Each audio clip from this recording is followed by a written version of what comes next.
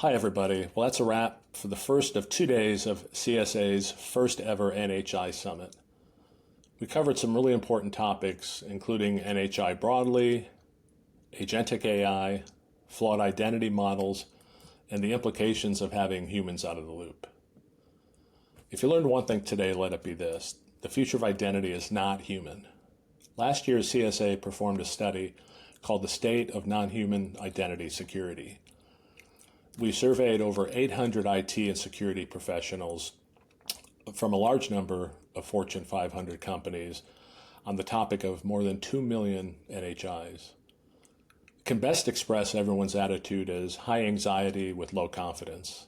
Only 15% of those surveyed had confidence that they could prevent NHI attacks. We learned that NHIs outnumber humans by up to 45-1 in enterprise clouds. We learned that among the most common causes of NHI security incidents include overprivileged accounts, 37%, inadequate monitoring, 37%, insufficient credential rotation, 45%. And we also know that fewer than 20% of companies have formal practices for rotating and revoking API keys. The way I see it, there are three things to recognize. Number one, the number of NHIs are exploding. Salesforce alone claims that by the end of 2026, they'll have more than 1 billion NHIs deployed. Number two, we aren't watching them enough. NHIs operate 24/7, handle sensitive information, and work at lightning speed. Most, we know, are poorly monitored. And third, we know that they're overprivileged. Due to their vast complexity and scale at which they're deployed, it costs a ton of money to secure them. On the topic of supply chain, those risks are overwhelming. NHIs radically broaden the attack surface. The Business Continuity Institute says that 40% of organizations have more than 1,000 suppliers, while nearly 20% have more than 18,000 suppliers. We know that supply chains have wildly fragmented security policies and practices. And we also know that everybody lacks visibility into their vendor security postures. As I like to put it, it's after midnight. What are your vendors doing? NHIs have a great deal of implications on compliance. Regulators are increasingly expecting visibility and control over all identities, not just human ones.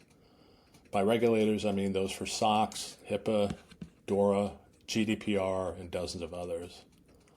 We're seeing major fines for noncompliance, upwards to hundreds of millions of dollars in some cases. And it's really a pity because at the end of the day, all that everybody is really looking for is good NHI management. This is hard, but it's not rocket science. So mitigation. Risk requires mitigation. It always does. There are 4 things to know about NHIs. Firstly, it's important to inventory and classify NHIs just like we do data. We can't protect what we don't know about. Secondly, we need to implement highly granular least privileged access, just like we do for humans. Thirdly, we need to meticulously monitor and audit NHI activities. And fourthly, we need rigorous lifecycle management from issuance to revocation to destruction of NHI and NHI credentials. So how do we approach NHI risk? Well, so we have NHI identity and access management, or IAM tools. These kinds of tools are used to manage IDs and control access based on roles, permissions, and policies. We have secrets management tools, which are used to store, manage, and rotate credentials. And we have zero trust architectures. Identity is one of the accepted pillars of ZT. ZT also requires explicit verification of all entities and the implementation of the principle of least privilege. So what are some things that you can do today? Well, there are 3 things you can do for free. One is to contribute to CSA research.